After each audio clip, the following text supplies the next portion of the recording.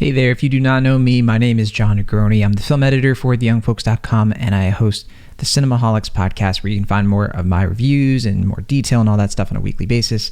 Okay, so I Want You Back.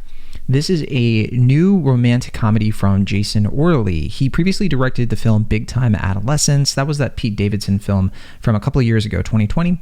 And he's back with a kind of well-timed rom-com, well-timed in the sense that it's coming out, for Valentine's Day, so it works. And he's adapting a screenplay by Isaac Attacker and Elizabeth Berger. They were the screenwriting duo behind Love, Simon, and a movie I haven't seen called Turtles All the Way Down, which I'm kind of curious about, actually.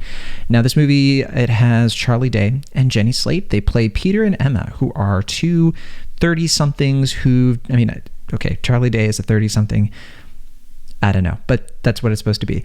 They're in their 30s, and they've been just dumped by their respective partners. Emma had been in a fun and kind of spontaneous relationship with a bit of a man's man, a guy who doesn't want to settle down, named Noah.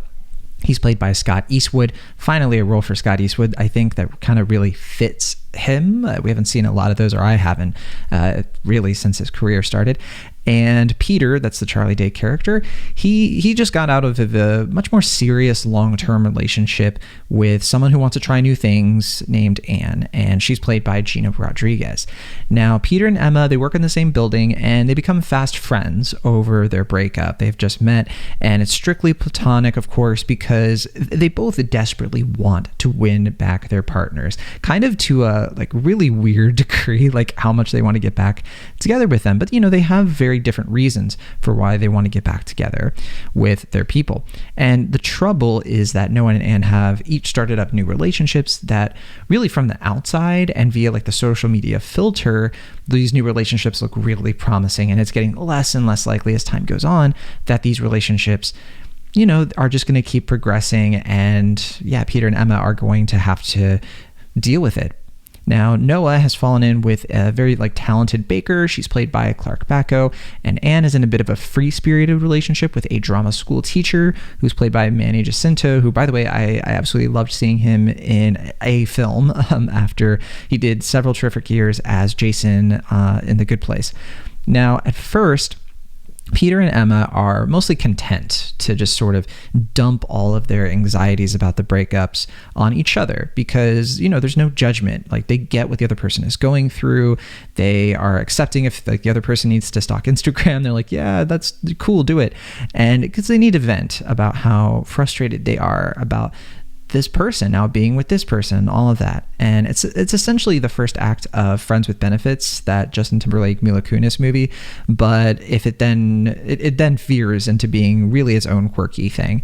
And the premise is really quite relatable at first, but the film then kind of amps up its cinematic what if wish fulfillment partway in when someone makes a suggestion, hey, what if we sabotaged these new relationships? What if we joined forces and we infiltrate the other person's life, since their partner doesn't know who your partner doesn't know me, and I don't know them, so we can kind of get in their lives and mess things up.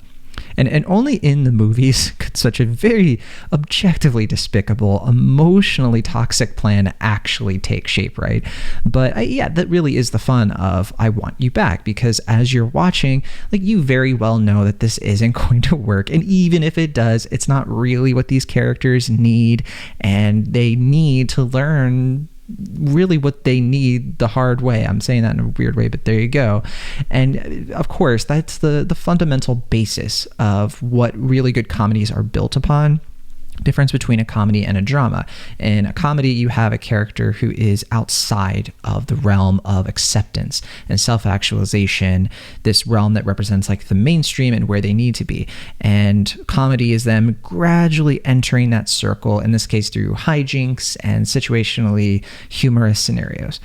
I Want You Back has a pretty familiar formula then, right? You kind of see where it's going. It's not going to breeze past somebody who knows their rom-com tastes and bona fides inside out, but it's so affecting and charming in how it brings about that expected emotional series of beats. The laughs come easy. There are even a handful of insights I actually picked up on, some maybe some people might not see coming, things I don't see in a ton of movies these days, like how it examines compatibility in a very real way. It kind of looks at what it means to accept your partner's limitations while also believing in their dreams, and how different people do that differently.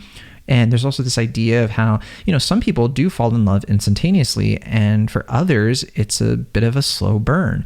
But both can be equally valid. There's no one way to fall in love, right?